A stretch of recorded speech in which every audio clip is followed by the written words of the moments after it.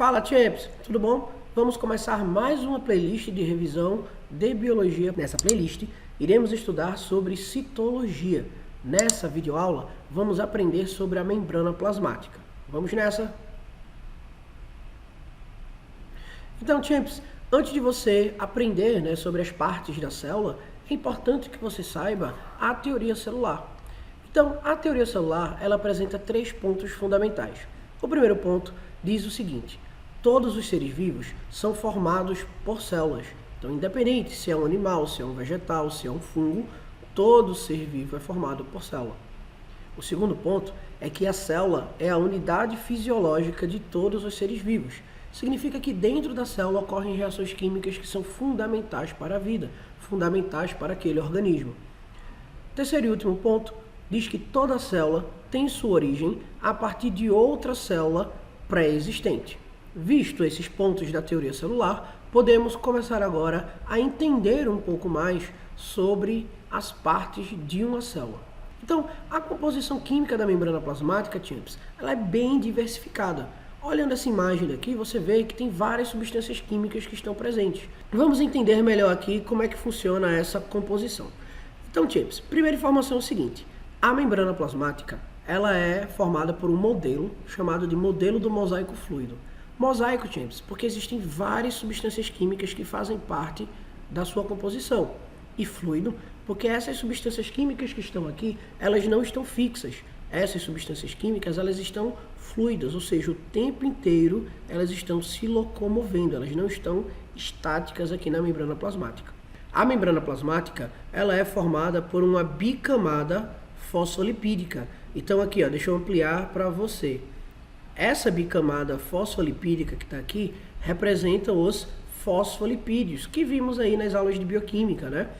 E você lembra que um fosfolipídio ele apresenta uma cabeça polar e uma cauda apolar. Essa parte polar do fosfolipídio, observa que ela fica virada para o meio extracelular e ela também fica virada para o meio intracelular. Por que isso acontece? Porque dentro e fora da célula existem moléculas de água, no meio intracelular e no meio extracelular. E aí, como a cabeça desse fosfolipídio é uma cabeça polar, então significa que essa posição é exatamente por conta da molécula de água que se encontra aqui. E a cauda, como ela é uma cauda apolar, ou seja, hidrofóbica, não gosta de água, ela é toda isolada nessa parte interna da membrana plasmática. Beleza, champs? Um outro lipídio que a gente encontra também aqui na membrana plasmática é esse daqui, essas bolinhas azuis que estão representando aí o colesterol. O colesterol, encontrado apenas em células animais, na membrana de células animais, ele vai ter a função de dar uma estabilidade àquela membrana. A membrana ela é fluida, mas o colesterol dá uma estabilidade a essa fluidez. Uma outra substância que a gente encontra aqui, champs, são as proteínas. Existem duas classificações de proteínas.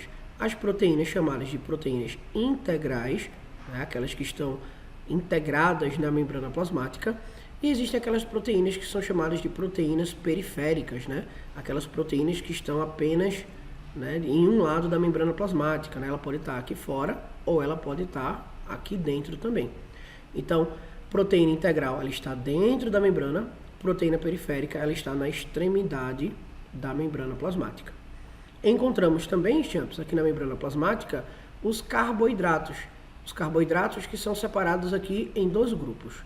As glicoproteínas, que é quando você tem um carboidrato que está associado a uma proteína. Então aqui você tem uma glicoproteína. E quando você tem um carboidrato que está associado a um lipídio, a gente tem o glicolipídio. Então tem aqui um carboidrato que está associado a um lipídio. O conjunto, champs, de glicoproteínas e glicolipídios forma o que conhecemos como glicocálix, que é extremamente importante para o processo de reconhecimento celular. É como se fosse a identidade da célula, a digital daquela célula. É através desse glicocálix, por exemplo, que a membrana ela pode interagir com substâncias que estão no meio e permitir ou não a entrada dessas substâncias na célula. Como, por exemplo, um remédio. Se você tomar um remédio para o fígado, como é que esse remédio só vai interagir com as células do fígado? porque ela foi feita, esse remédio, né, foi feito baseado no glicocálix das células do fígado.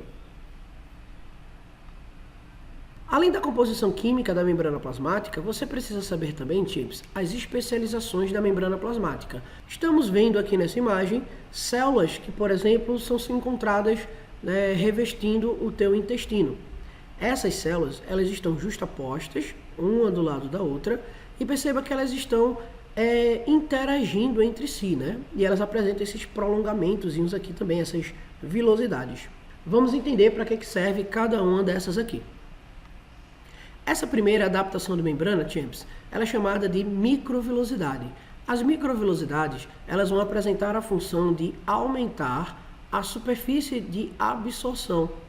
Então, se essas células aqui, elas estão revestindo o teu intestino delgado, por exemplo, as microvilosidades dessas células, elas estão aumentando a área de contato da célula com aqueles nutrientes que estão aqui no intestino delgado. Aumentando a área, você aumenta também a eficiência de absorção.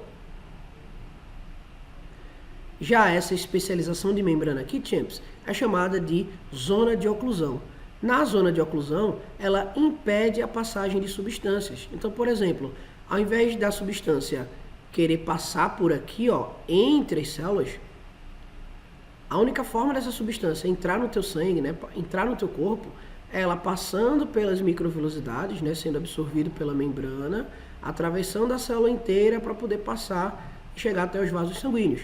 Essa é uma maneira que o nosso corpo tem de selecionar o que é que pode entrar ou o que é que não pode entrar, o que é que pode ser absorvido e o que é que não pode ser absorvido. Então, essa zona de oclusão que existe aqui, ó, é exatamente para impedir essa passagem de substâncias e forçar a entrada dessas substâncias pela membrana plasmática.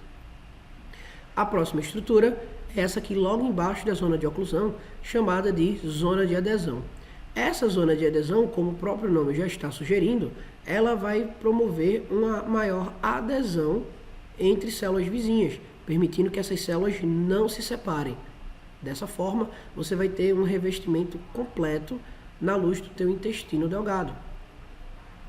A próxima adaptação de membrana são essas aqui embaixo da zona de adesão, chamadas de junções comunicantes. As junções comunicantes, elas vão servir como canais de comunicação entre células vizinhas.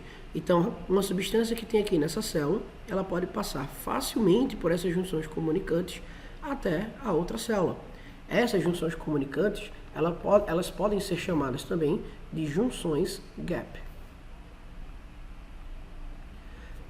A próxima adaptação de membrana é uma adaptação chamada de desmossomos.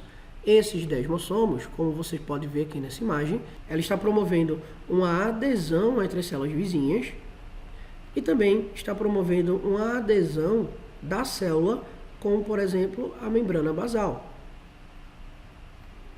Então, Champs, essas são as principais especializações de membrana. Então, já vimos composição da membrana plasmática, já vimos as especializações da membrana plasmática e agora falta a gente conhecer um pouquinho sobre os transportes que acontecem através da membrana. Então, os transportes que acontecem através da membrana, eles podem ser divididos em transporte ativo e transporte passivo. Vamos começar aqui pelo transporte passivo. Esse transporte passivo é aquele tipo de transporte que acontece sem ATP, sem gastar energia. Sem gastar energia.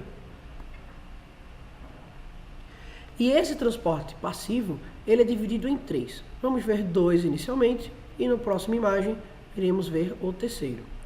Essas primeiras formas de transporte passivo a gente vai chamar de difusão.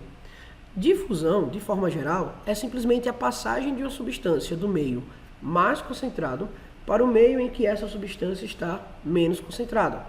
Então, observa aqui nessa imagem, Champs. Você tem aqui nesse primeiro exemplo uma substância representada por essas bolinhas em azul, passando do meio mais concentrado para o meio menos concentrado. Então, fora da célula está mais concentrado, dentro da célula está menos concentrado. Observe também que essas bolinhas, né, essas substâncias aqui, elas estão passando, ó, entre as moléculas de fosfolipídio, elas estão passando por aqui, ó.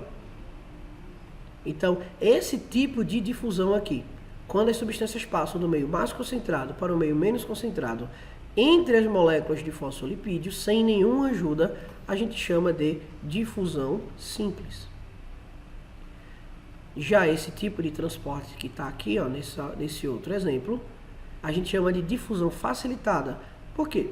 Porque ele vai seguir o mesmo princípio da difusão simples, ou seja, as substâncias vão do meio mais concentrado para o meio menos concentrado, só que observe que elas agora vão passar por dentro de uma proteína de canal, de uma proteína integral. Então esse transporte daqui é facilitado e esse transporte que está aqui é um transporte simples. Então difusão facilitada, difusão simples. Beleza, champs? Um outro tipo de transporte passivo é a osmose. Agora preste atenção, champs. Difusão é quando eu falo de transporte de soluto. Então, transporte de soluto através da membrana plasmática. Osmose é o transporte exclusivo da água, é o transporte exclusivo do solvente. Então, olha essa imagem aqui, champs. Você está vendo que entre esses dois meios aqui, tem uma membrana semipermeável separando, tanto aqui quanto aqui. Então, inicialmente, existe mais soluto aqui desse lado, vou chamar aqui, ó, de lado A, e menos soluto aqui no lado B.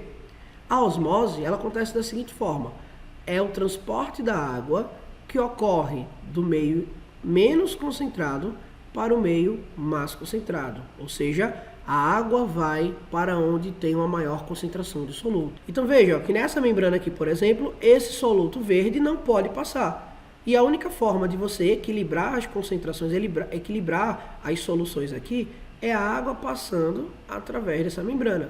Então, champs, a água ela vai se mover sempre para onde tem mais concentração de soluto, com o objetivo de diluir aquele soluto.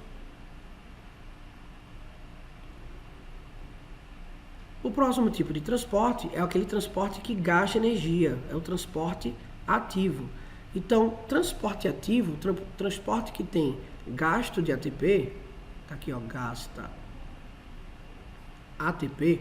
Por que ele precisa gastar ATP? Porque ele vai transportar o soluto contra o gradiente de concentração. Então, vamos imaginar aqui nesse cenário que essa imagem está propondo, né? Vou desenhar aqui uma célula, tá bom?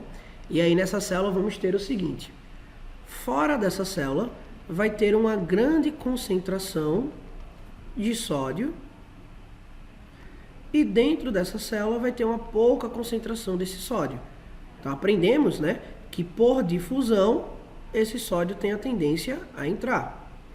Vamos representar aqui, ó, com a cor vermelha a seguinte forma: dentro da célula vai estar bastante concentrado em relação ao potássio e fora pouco concentrado em relação ao potássio. Aprendemos, né, novamente, que por difusão esse potássio, esse soluto, tende a sair da célula. Então, isso que você está vendo aqui nessa imagem, champs, é simplesmente a difusão facilitada entre o sódio e o potássio. Mas veja, como é que funcionaria essa questão da bomba? Ó, tá aqui a bomba, vai ser esse quadradozinho aqui, tá bom? Então, como é que funciona essa questão da bomba? A bomba de sódio e potássio, ela vai gastar ATP, vou representar aqui por essa bolinha laranja, o ATP, e aí ele vai gastar energia para pegar esse sódio que está aqui dentro e jogar para fora. Então veja, champs, ele está indo contra o gradiente de concentração. O gradiente está mandando ele entrar, né? O gradiente está fazendo com que o sódio entre. Mas a bomba de sódio e potássio está fazendo o contrário. Por isso que tem que gastar energia, porque está forçando a saída desse sódio. E a mesma coisa vai acontecer com o potássio. A diferença é que ele vai pegar o potássio que está fora e vai colocar ele para dentro. Novamente, contra o gradiente de concentração. Beleza, champs? Então aqui, ó, eu coloquei 3 bolinhas e 2 bolinhas para representar que a bomba de sódio e potássio pega 3 íons de sódio e coloca para fora, e pega 2 íons de potássio e coloca para dentro. Beleza, champs? Aqui nessa imagem, ela está explicando exatamente isso que eu desenhei aqui. É que eu preferi fazer junto com vocês para poder explicar melhor. Tá bom, champs? Vamos seguir.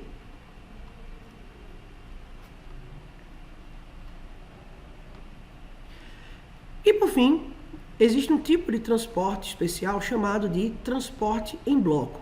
Porque às vezes, champs, a substância ela é tão grande, que não consegue entrar nem por difusão simples e nem por difusão facilitada. Ela não consegue passar pelo canal.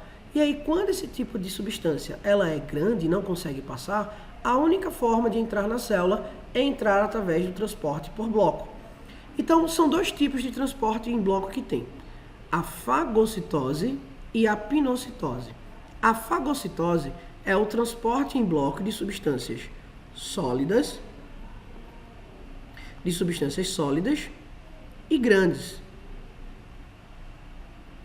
Já a pinocitose é o transporte de substâncias sólidas, só que pequenas, e também é responsável pelo transporte de partículas líquidas, substâncias líquidas também. Beleza, champs? Então veja, aqui nesse processo de fagocitose, né, observa o que está acontecendo aqui, ó. Para ocorrer a fagocitose, a célula ela vai emitir uma estrutura chamada de pseudópodes, né, uma projeção da membrana aqui, ó. Então fagocitose também tem, ó, pseudópodes, beleza? Enquanto que pinocitose ela não emite pseudópodes. Na pinocitose você tem, olha, uma invaginação.